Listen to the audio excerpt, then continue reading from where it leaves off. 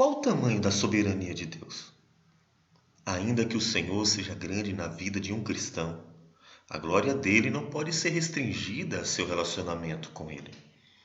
Deus é Senhor de tudo e todos, até daqueles que não querem que ele seja. Por essa razão, todos serão julgados em sua presença, pois não há outro rei, não há outro Senhor, não há uma só criatura e nem mesmo um só lugar, por menor que possa ser e por mais distante que possa estar, sobre o qual Deus não seja o Senhor absoluto. Deus é o Rei sobre as trevas e sobre a luz. É Senhor do inferno e do céu. É Criador daqueles que o amam e de todos os que o odeiam.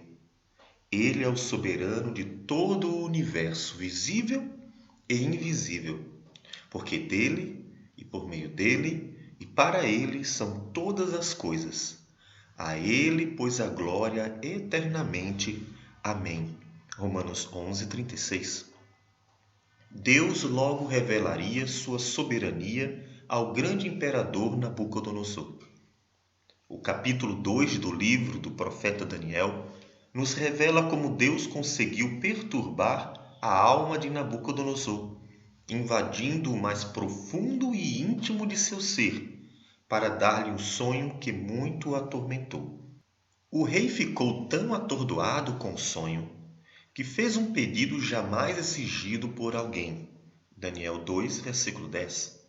Em sua arrogância, Nabucodonosor pediu aos magos, encantadores, feiticeiros e sábios dentre os caldeus que revelassem o sonho que ele teve e o respectivo significado, uma exigência presunçosa sem qualquer bom senso. Quem teria o poder de sondar a mente dos homens?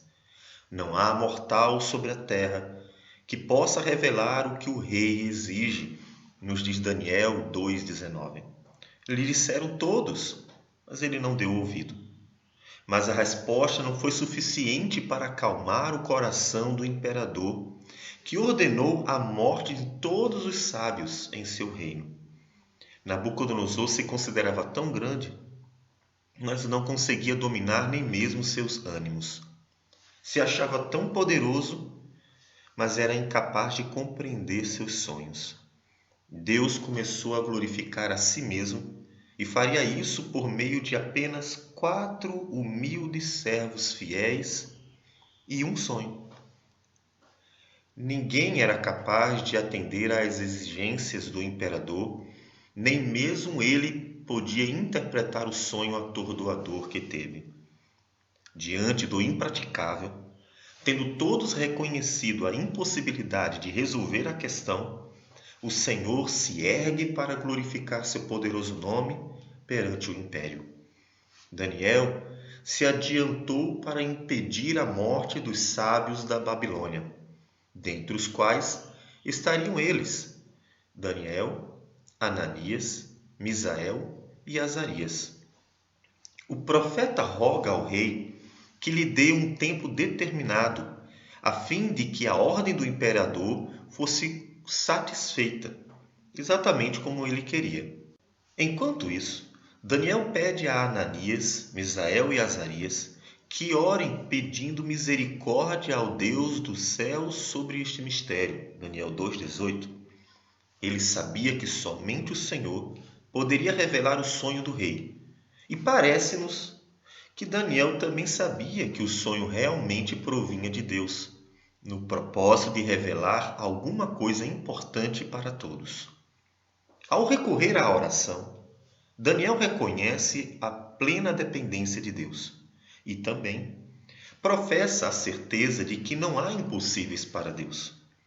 E nisso o Senhor é glorificado diante dos filhos dos homens, como nos diz o Salmo 67.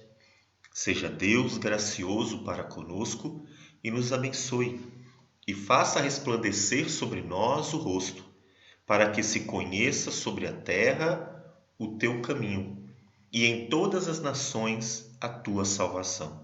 Abençoe-nos Deus, e todos os confins da terra o temerão. Salmo 67, versículos 1 e 7. A glorificação do nome do Senhor é iniciada na declaração do profeta, que, tendo recebido a revelação do mistério, numa visão de noite, bendisse o Deus do céu. Disse Daniel: Seja bendito o nome de Deus, de eternidade a eternidade, porque dele é a sabedoria e o poder. É ele quem muda o tempo e as estações, remove reis e estabelece reis. Ele dá sabedoria aos sábios e entendimento aos inteligentes. Ele revela o profundo e o escondido, reconhece o que está em trevas e com ele mora a luz. A ti, ó Deus de meus pais, eu te rendo graças e te louvo, porque me deste sabedoria e poder, e agora me fizeste saber o que te pedimos, porque nos fizeste saber este caso do rei. Por pior que fosse ser governado por um homem tirano, arrogante, soberbo, presunçoso e sem sabedoria, Nabucodonosor, Daniel reconhece que Deus estava no controle do mundo e, se quisesse, no devido tempo, poderia mudar tudo. Os homens não são exaltados por seu muito poder nem força, mas por vontade divina. Por essa razão, também Paulo nos conduz à oração quando trata sobre o assunto política. Antes de tudo, pois, exorto que se use a prática de súplicas, orações, intercessões, ações de graças, em favor de todos os homens, em favor dos reis e de todos os que se acham investidos de autoridade, para que vivamos vida tranquila e mansa, com toda piedade e respeito. Isto é bom e aceitável diante de Deus, nosso Salvador. 1 Timóteo 2, versículos de 1 a 3. Na ocasião em que Daniel bendisse o nome do Senhor, ele já sabia qual o sonho do imperador e seu significado. Portanto, seu louvor a Deus está intimamente relacionado ao conteúdo e interpretação do sonho. O Senhor é o soberano de toda a terra, quem muda o tempo e as estações, remove reis e estabelece reis, diz o profeta Daniel. Essa convicção dá paz ao coração daqueles que são governados, pois acima de todos sempre se encontra o Senhor, Deus bom e justo, santo e fiel, sabendo que o Senhor, tanto deles como vosso, está nos céus, e que para com ele não há acepção de pessoas, nos diz ainda Efésios 6, versículo 9. Ainda que tenha sido agraciado com a sabedoria para interpretar o sonho, Daniel não se exalta perante os demais sábios, nem diante do imperador. O profeta sabe que tudo vem do Senhor e que nenhum mérito poderia ser atribuído a si mesmo. Por isso, ele afirma: há um Deus no céu, o qual revela os mistérios. E a mim me foi revelado este mistério, não porque haja em mim mais sabedoria do que em todos os viventes. Daniel 2, versículos 28 e 30. A humildade de Daniel foi fundamental para que o nome de Deus fosse realmente engrandecido. Caso contrário, Daniel seria exaltado no lugar do Senhor, e a glória que pertencia a Deus seria atribuída a ele, desonrando assim àquele de quem vem todo conhecimento e sabedoria, como nos diz Tiago 1,5. Esse é um grande problema presente no modismo da fama gospel de nossos dias, em que doutores, músicos e preletores fazem de tudo para difundir sua própria imagem com caras bonitas e imagens muito bem feitas. Um sensacionalismo narcisista travestido de piedade, que dificilmente desagradará a pecadores. Assim, mesmo quando pregam aquilo que é certo e bom, terminam por atrair as pessoas para si mesmo, sem que elas realmente deem glórias a Deus. Razão para estarmos vivendo em uma guerra denominacional confusa e até ridícula em muitos casos, como nos disse o apóstolo Paulo. Refiro-me ao fato de que cada um de vós diz: eu sou de Paulo e eu de Apolo, e eu de Cefas e eu de Cristo. Acaso Cristo está dividido? Foi Paulo crucificado em favor de vós? Ou fostes, porventura, batizados em nome de Paulo? 1 Coríntios 1, versículos 12 e 13. O profeta Isaías, aproximadamente 200 anos antes, proferiu um motejo contra o rei da Babilônia, Isaías 14, 4, anunciando sua queda e humilhação, pois com tirania e opressão destruía povos e dizia em seu coração: Eu subirei ao céu, acima das estrelas de Deus, exaltarei o meu trono, e no monte da congregação me sentarei, nas extremidades do norte. Subirei acima das mais altas nuvens e serei semelhante ao Altíssimo. Isaías 14, versículos 13 e 14. Nabucodonosor personifica bem o retrato falado por Isaías, ainda que não tenhamos como afirmar que o profeta estivesse se referindo com certeza a este imperador em especial. Todavia, podemos considerar que Isaías estava se referindo aos imperadores da Babilônia em geral, como o livro de Apocalipse faz em relação à besta, Apocalipse 13 e 17, por exemplo. Um provável orgulho étnico e cultural bem presente no poder político da nação. Algo que não é incomum entre os grandes imperadores de muitos povos, não só do passado, como nós vimos em Faraó, o rei do Egito, como também em nossos dias, em alguns ditadores ou tiranos que governam nações atuais. Vivemos em uma constante guerra política de múltiplas divisões, ainda que sejam elas normalmente batizadas pelos parâmetros mais comuns da direita e da esquerda. O ser humano deseja poder sem limites, prazer sem controle, riquezas sem fim, para se lambuzar até que a morte chegue e descubra seu ignorado destino, o inferno, como nos mostra Apocalipse 20, versículos de 11 a 15. Tal briga envolve gente grande, muitos ricos e capazes de coisas absurdas, para satisfazer a própria vontade. Diante disso, aqueles que fazem parte do numeroso grupo das pessoas normais, meros mortais, podem ser alcançados por um certo desânimo, tendo em vista a aparente impossibilidade de se mudar o curso do mundo. O livro de Daniel é muitíssimo confortador e fortalecedor para aqueles que desejam dias melhores, para que vivamos vida tranquila e mansa, com toda piedade e respeito, como nos diz 1 Timóteo 2:2. Pois nos fala sobre o senhorio de Deus acima de todas as nações.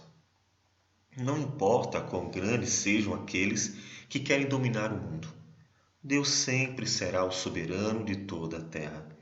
Por essa razão, as orações de 4 homens apenas é mais eficaz que todas as artimanhas dos poderosos da terra, pois é Deus quem decide o destino do mundo, e Ele ama sua igreja, de modo que todas as coisas cooperam para o bem daqueles que amam a Deus, daqueles que são chamados segundo o seu propósito.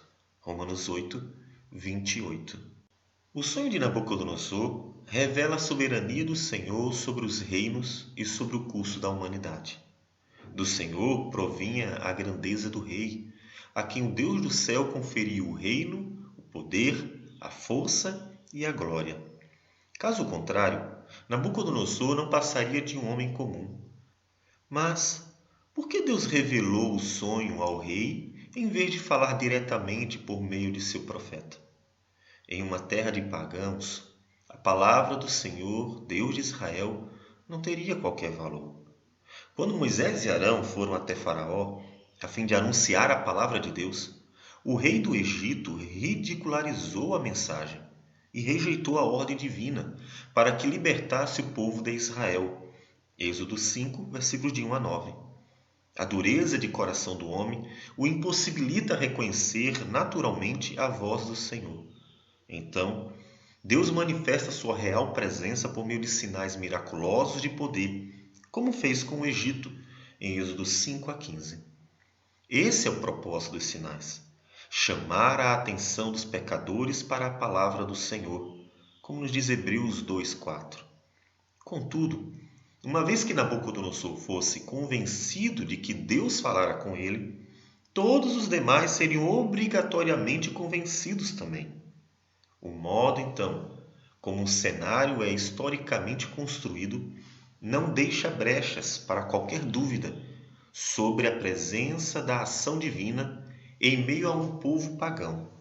Deus estava manifestando sua glória e graça, manifestando seu senhorio e atraindo para si pecadores completamente alheios ao conhecimento do Senhor. O sonho que Deus dera a Nabucodonosor tinha significado certo. O mesmo não acontece com todos os sonhos. Nem todos os sonhos possuem um significado ou são uma manifestação de uma vontade divina.